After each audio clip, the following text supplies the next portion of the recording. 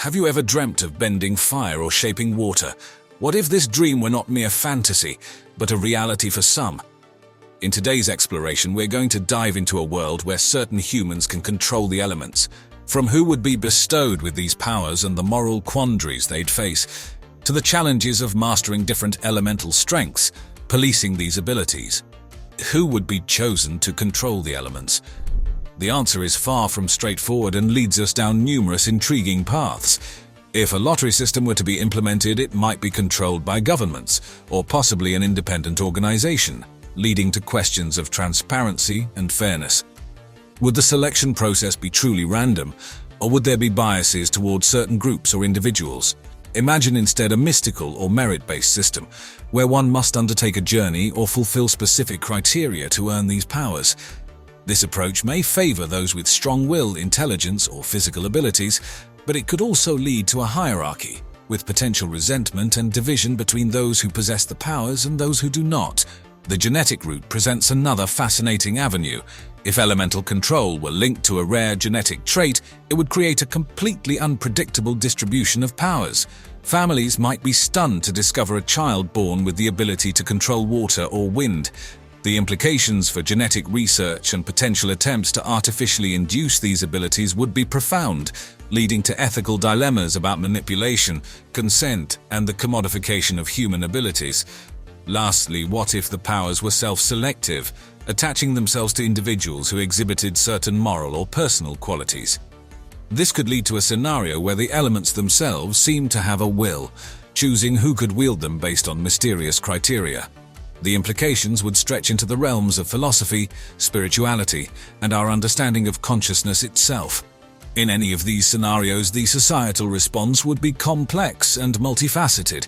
Fear, awe, jealousy, reverence, and curiosity would likely all play a part in how society reacted to the chosen ones, potentially redefining social dynamics and leading us into an entirely new chapter of human history. Elemental control would undoubtedly reshape our ethical landscape, sparking intense debates and raising profound questions about human nature.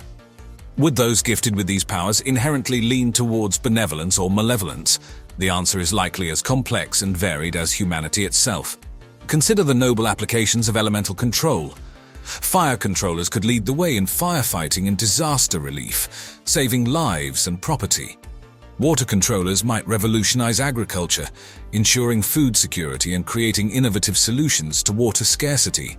Wind controllers could be pioneers in renewable energy, transforming our relationship with the planet. But these powers would also present dark temptations. Imagine criminal organizations recruiting or coercing controllers to further their own ends, or individuals succumbing to greed, anger, or revenge. Would society see an increase in elemental terrorism, with individuals or groups wielding these abilities for destruction and chaos? The moral education and guidance of controllers would become paramount. Institutions, mentors, and ethical frameworks would likely emerge, aimed at nurturing responsible use of these powers. Philosophers, religious leaders, and ethicists might come to the fore, guiding society in grappling with these newfound abilities. But can morality be legislated or enforced? The complexities of human nature would challenge any simplistic notions of good or evil. The dilemma of elemental control would mirror our ongoing struggle to understand and direct our own impulses, and society might find itself facing a reflection of its own values, fears, and aspirations. Moreover, the very definition of what constitutes right and wrong might shift.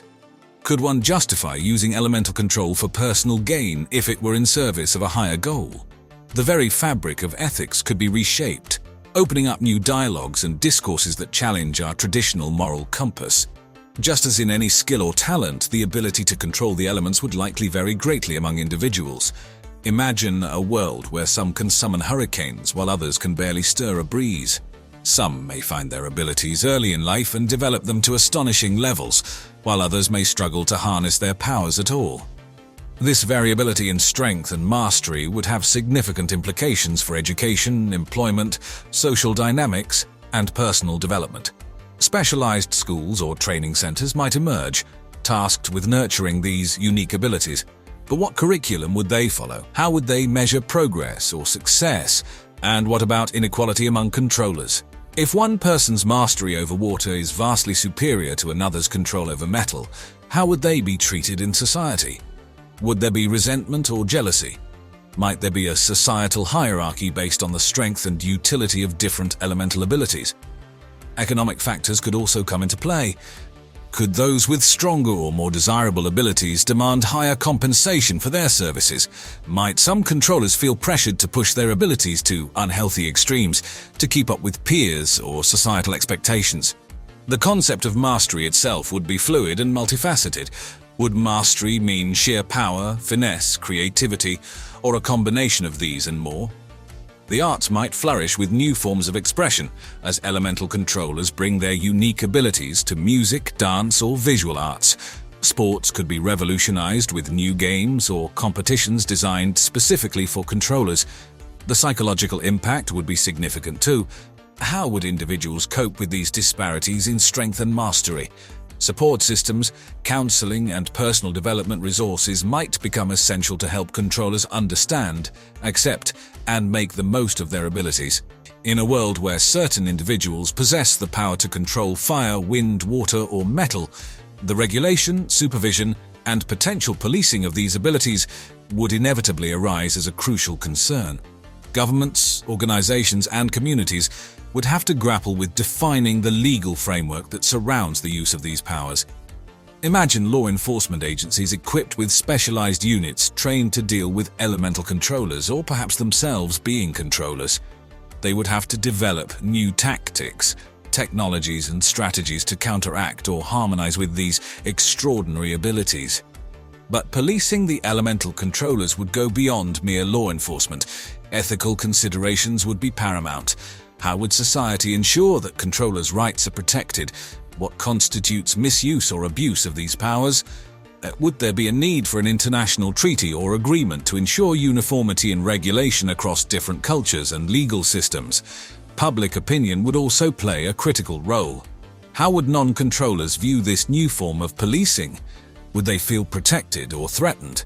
The media's portrayal, public discourse, and personal biases would shape the societal response to this profound shift in law and order. Consider, too, the internal struggles within the community of elemental controllers. Would there be a code of conduct or honor among them? Might some take it upon themselves to police their peers, either officially or unofficially? The very idea of self-policing might emerge, guided by shared values and norms among controllers. Moreover, the complex interplay between the public sector, private interests, and individual rights would come to the fore. Could corporations exploit these abilities for profit, and how would that be regulated? Would there be private security firms specializing in elemental control, and what ethical constraints would bind them? And in the shadows, where legality meets ambiguity, might there be underground networks of controllers, operating outside the law either as rebels, mercenaries, or simply those who reject societal control over their unique gifts? The ability for certain humans to control elements such as fire, wind, water, or metal would undoubtedly reshape society and propel us into uncharted territories. But what might these new frontiers look like? How would elemental control integrate with or disrupt existing social structures, technologies, economies, and cultures?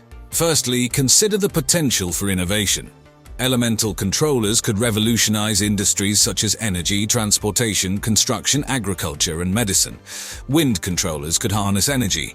Water controllers could manage irrigation and clean water supply. Metal controllers could contribute to engineering marvels. The opportunities are vast and could lead to unprecedented prosperity and sustainability. But alongside these positive prospects come potential challenges. How would traditional jobs and roles change or become obsolete?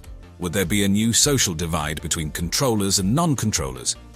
How would wealth, power, and influence be distributed in this new landscape? Education and training would require complete transformation. Special schools or institutions might arise to foster and hone these elemental abilities. However, questions of accessibility and equality would follow. Who gets to attend these schools? How would potential controllers be identified, and what opportunities would be available for those with lesser or different abilities? Furthermore, the emergence of elemental control might prompt a re-evaluation of our connection to nature and spirituality. Are these abilities a gift, a scientific phenomenon, or something else? Different cultures, religions, and philosophies might interpret and integrate elemental control in vastly different ways, leading to both harmony and conflict. Global politics would also enter unexplored realms.